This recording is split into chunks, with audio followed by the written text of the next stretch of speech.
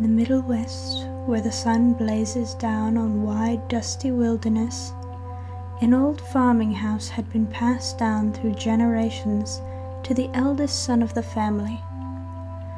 The son took on the tasks of the farm, where grew tall ears of corn, healthy fruits, and crisp vegetables, and it was the only plant life that was growing for many miles, so the crows would often try to peck at the fruits and vegetables. But it was a prosperous farm, and young Samuel took good care of the land.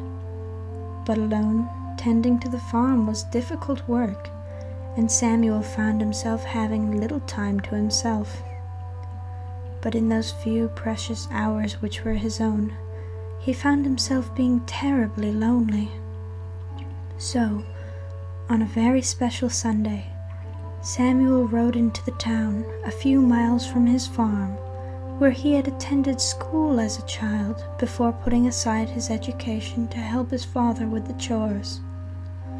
But in the short time he had spent in school, he had met a charming young girl named Maddison. Her schoolmates called her Mattie, and Sam had rather liked this nickname.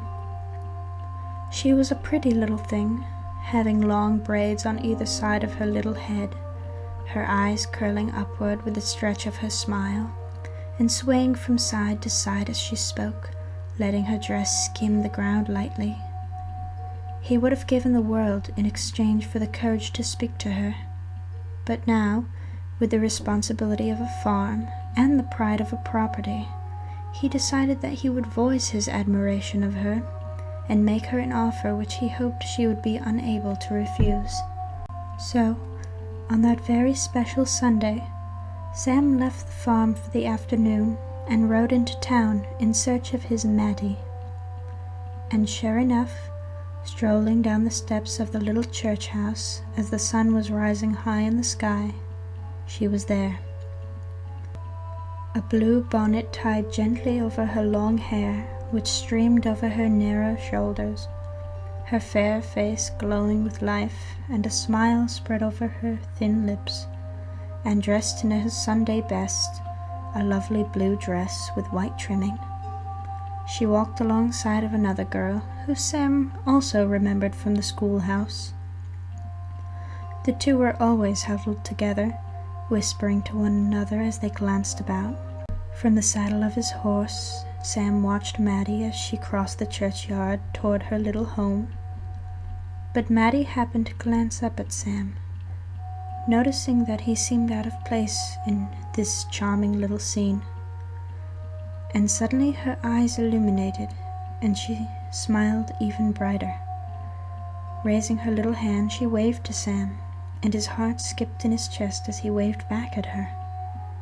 They ran to one another and laughed and spoke together, he charmed by her beauty, she charmed by his boldness.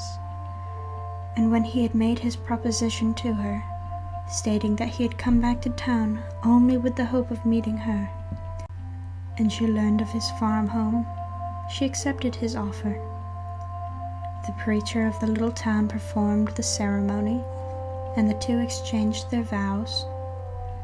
But Sam's old school love was not what he had remembered, and this became apparent only a few days after bringing her home to his farm.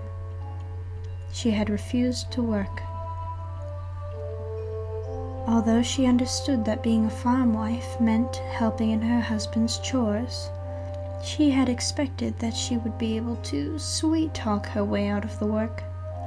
But this was out of the question, and although she did very little housework, and only as much cooking as was necessary to keep them from starving to death, Sam required that his Mattie help him in at least one chore in the fields. Her job was to scare away the crows, whether it be to shout and chase the birds, or to beat on the pots and pans to scare them away, or simply to watch over the garden while Sam worked in the fields to be sure that none of their crops were destroyed. But Mattie hated this chore more than she hated cooking or cleaning. Standing out in the sun all day made her weary, and even though her face was shaded by her bonnet, Somehow she still managed to be burned, and it made her furious that Sam forced her to stand in the sun for the entire day. And eventually, it drove her mad. She flew into a rage and attacked Sam. And Sam, acting without thinking, struck back. His weary and weak-minded wife crumbled at his feet without a sound. But there was no time for such things, he thought. There was work to be done. So he picked up Maddie in his arms and carried her to the garden. There, he drove a tall post into the earth, and he leaned his Maddie up against it. But her limpness was unlifelike, and did not frighten the crows. So, with a rope fastened to the pole, he strung up her arms like a marionette doll, and let them hang out outstretched. And he tied her bonnet gently over her head, so that her skin would not be burned in the sun. And in that state, he left her to work in the fields. And as the carriages of the townspeople would roll by, the people would gaze up at the farmhouse and the rich fields, and they would see the farmer's wife propped up beside the garden, and they would say, "What a fine wife that Maddie has made! Look how she watches over the garden all through the day." Yes, a fine wife indeed. And Sam, diligent, hard-working Sam, was never lonely again.